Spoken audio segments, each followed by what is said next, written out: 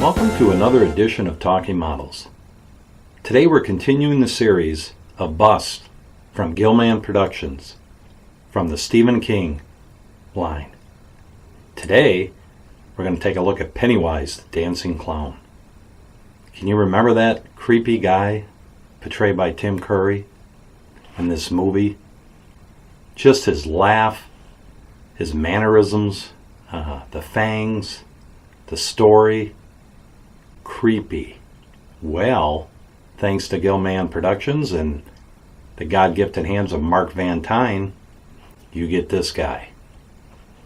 Let's take a look at him today. Again, this is a 1/4 scale bust, and it's just beautifully done. Just Mark, boom, on the scale of home runs, you're up to 10, buddy. So let's take a look at him. Kind of spin them around, you get a nice little base depicting a sewer. You've got Georgie's boat floating, a couple of Pennywise's past trophies here, a couple skulls. You've got in here, and what they say, we all float down here. You've got the sewer pipe, nice little water path that runs along through here. You've got some brick. On the back, just more bricks with the concrete wall with some scratches from Pennywise's claws, I assume. And as you can see, it's just a, again, nice size bust that fits in your collection.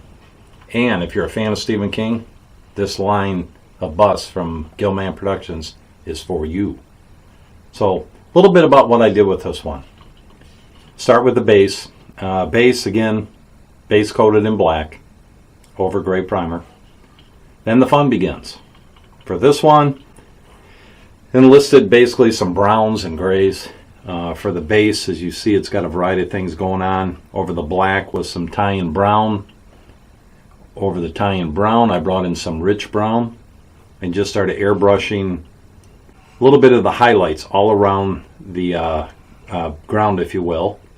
And again, over the Tine brown. And that gives you, a little bit of a, you've got the black going, you've got the Tine brown going, then you have a rich brown kind of on top of it. To me, it just kind of build, crescendo, boom, then it's done. Really, that's all I did. Then, of course, I came back in with my transparent black, toned it all down, just to bring the starkness down a bit. And then I would come in and just take the transparent black, just kind of hit all the little folds and the little different things that are in the rocks. I used the rich brown on the side here. I wanted to tie it in with the ground. And again, with that, you use the transparent black so you don't get too boom. That way it all kind of blends and the piece just keeps going around. That was my goal. On the back, I love that neutral gray from Garage US Colors. That was used all in this brick area. And you just kind of bring it in, go lighter, go heavier, go lighter, get closer with the airbrush, pull it away, closer, pull it away. And then what you find is you can start building up your grays. Use the transparent black to bring things back down if it gets out of hand. Then you can come back in and hit all your highlights again with the neutral gray. Some of the brick areas, I wanted to get like a red for the bricks, so I enlisted dark red, again from the Garage US Colors. And I just kind of brought out my Badger Chrome and just kind of went in there and lightly kind of hit all the areas. Then what I did is I took my transparent black and just kind of blew it over, just a quick misting, like a 1-2, boom, done.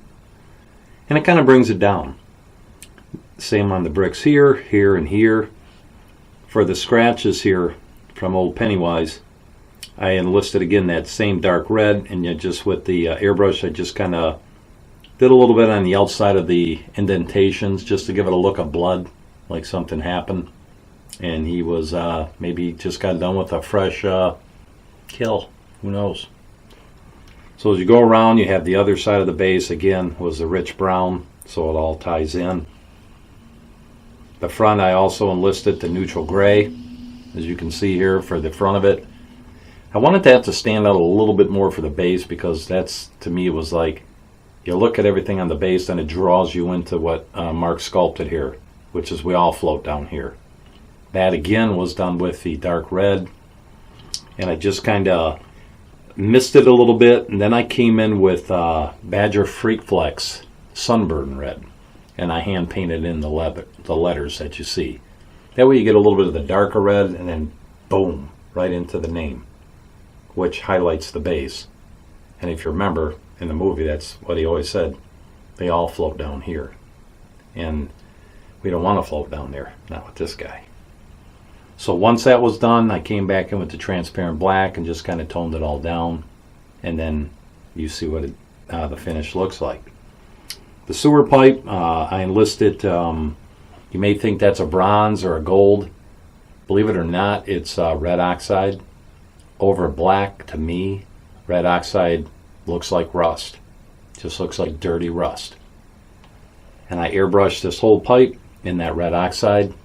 And then again, you guessed it, came in with the transparent black, kind of dirtied it up in areas and still let some of the red oxide come through. On the piece on here, you want to hit your trans black a little bit harder if you choose to do it this way. And that way it kind of gives you a little bit of a different contrast. Same with the pipe, that runs alongside of it. The skulls over the black basically was simply done with another gray, but it wasn't the neutral gray. It was a graveyard gray. And I airbrushed that over it, dirtied it up with the transparent black. And then I came back in with Rotten Tooth Tan, and I just kind of misted it, just to give it a little bit of a scully, old skull look. Then, of course, brought it all back down with the transparent black. The little Georgie's little boat, simply that was done over the black. I just came in and airbrushed some yellows over that, again from the Garage US Colors. I believe it's called Yellow Orch. I might not be saying that right, but ORCHE. Very nice color. And you just kind of spray that a little bit over it and then dirty it down with your transparent black. And for the water inside, I know it's probably hard to see, but you'll see it on some of the pictures before the video. I just kind of give it a, like a nuclear waste look. So I did some greens and different colors in there, just airbrush different things, washes, till I saw what I thought I wanted to do. And really, that's the base. That's all I did with the base. I know it sounds simple, and actually the base went pretty quick. Once you get in a pattern of your style, you know what you're going to do, and things just seem to flow easier. And I know if you're watching this and you've been painting for years, you get this. And if you're just starting out, take your time. It's only paint. Just eventually you're going to fall into a niche. You're going to fall into your style. Then you go with it. You don't stop learning. You grow, add to your toolbox, add it to your style, and then it becomes you. That's all I've done over the years. Now when you go up to Pennywise, everything was base coated black, including the flesh, if you can call that flesh, right? And I started, this one's kind of tricky and fun because Mark just nailed his costume, so you got lots of fun, lots of lines. And if you remember the movie, he had many colors in there going. Take your time, one section at a time, and before you know it, you're done. It's not too much, but it's enough to challenge you, if you will, but it's also enough to grow you. And that's why we do this, to grow and have fun. So have fun. So with that, I just basically looked at some pictures, went with a variety of colors. I actually looked at Mark's beautiful paint-up. Mark Van Tine, the sculptor, did a beautiful paint-up of this. And I like the colors that he used for the outfit. So I kind of looked at his picture and kind of replicated that onto this one. And I just went in and basically airbrushed each color in there. Get yourself a nice fine airbrush if you don't have one. My choice is the Badger Chrome. But on this one too, I have used my other go-to brush, my main brush, which is the Badger Patriot 105 Extreme. Very high trigger, nice control. I find that it can also get in there nice and fine with that too. It gives me better control. How much air I let through, how much paint I let through. And you don't get to, as you grow, if you're just starting, you'll learn that. It's all in this, it's the finger. So I went and did all the different colors, the blues, the green. You can see the pattern here. I just kept going with blues and greens all the way around. There's some real separation lines in here, and I basically took a purple and I hand brushed the purple in between each of the colors to break it up, because if you look at the film, he has that in there. And I just took my time, went over it, did the whole piece all the way around him, because you can see it goes all the way around. Take your time, don't freak out. It's fun, right? You're in this for fun. So as over that, believe it or not, I did do a light misting of transparent black just to kind of dull the colors down a little bit. And over the black, white really is fun over black. I know you're probably saying, what? You over black? Yes, over black. It gives it a deep base coat and your white pops. And that's what I did with his head and all around his little ruffles on his suit. Just came in here with the airbrush and just started misting the white on the head, neck, all along the truffles that go all the way around good old Pennywise. And just came in with some transparent Payne's Gray. Beautiful, beautiful color to naturally shade white. Learned that a long time ago from Steve Rojos, and he was right. So I just come in on all the folds on the truffles, hit it with that to build in a shadow on the white. Did the same around Pennywise's head. Came in with that transparent Payne's Gray, hit all the folds, gives you that nice little separation. And then of course over the white and the head, I came in with that transparent black again. Just kind of brought it all down. And every little spot in here I would pick and do a little area of the trans black for a dirty look. All along his hairline, under his eyes especially. This one I went a little bit heavier with the transparent black. Under this eye. You know, you just want to just bring it down a little bit. Make it kind of not, white can be stark. You know, there's many different ways you can tone it, but that's my technique. For his skin, I came in with that dark red. Airbrush that whole area here with the red, and then start building up different colors, shading with the transparent black. Some dry brushing of pink. A little bit of everything going on here. Straight up red for the nose, like a typical clown, which he is not a typical clown. Came into his mouth here and airbrushed some deep red in here and threw some red oxide in there. For his teeth, basically were, I love Badger Freak Flex, they're Rotten Tooth Tan. Hit all his teeth with that, toned it down with a wash of some transparent dark brown, threw in some transparent raw umber. You go back and forth when you get what you want. Came back in with the original Rotten Tooth Tan, just kind of lightly dry brushed all the teeth area, and boom, you get what, there he is, creepy teeth and all. The eyes, really fun with them. Basically came in, I like using neutral gray for an eye color, white's too stark. So I hand brush all the neutral gray, both eyes. Came in with the round, this is the fun part. You'll get it over time. I just get a real fine paintbrush, kind of figure where I'm going to have the pupils. I draw in the circles, take my time, then I use a black pastel to soften the edges and make it more complete. Any little errors you have, boom, it hides them, it takes care of them, it blends it. Then believe it or not, I would come in with the Extreme Patriot, and I would just do a little pop of black right in the center, just a pop. Be careful, because if you go poop instead of pop, you're starting the eyes all over again. May or may not have done that before. So when you get that done, you pick your eye color you want. You would paint your pupil in. And this I kind of went with a green.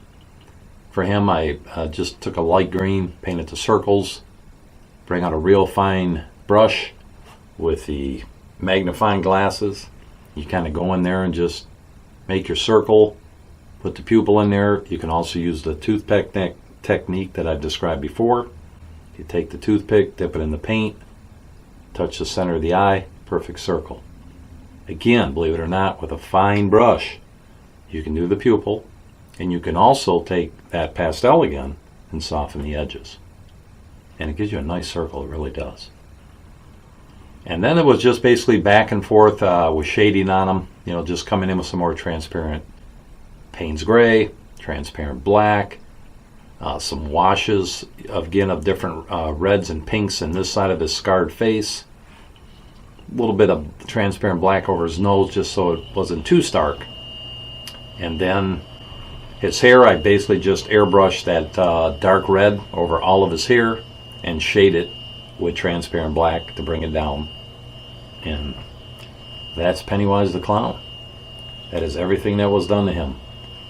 Now in his claw area, this was basically just some browns. You want to feather it into his coat. Use some transparent black is what I did to feather it in to give it a natural look. And just a variety of browns, bird sienna, raw sienna.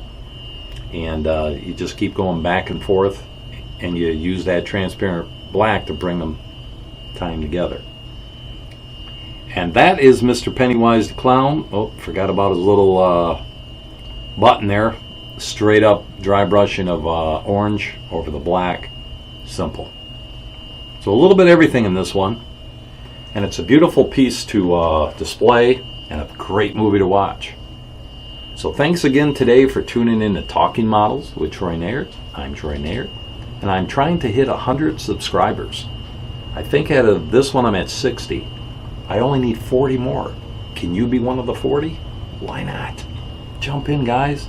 Spread the word, watch the channel, contribute, talk about it. Let's talk models. That's what this is. So thanks again today for stopping in. I'll have Mark and information here for ordering this thing. And you can get a hold of Mark or Paul, and I'll have their Facebook page, and they're great guys. They respond quickly, and you get a quality piece. So remember, subscribe. We're trying to hit 100. Spread the word. Enjoy the channel. And I thank you so much for stopping in today. So have a great day, and may God bless your day.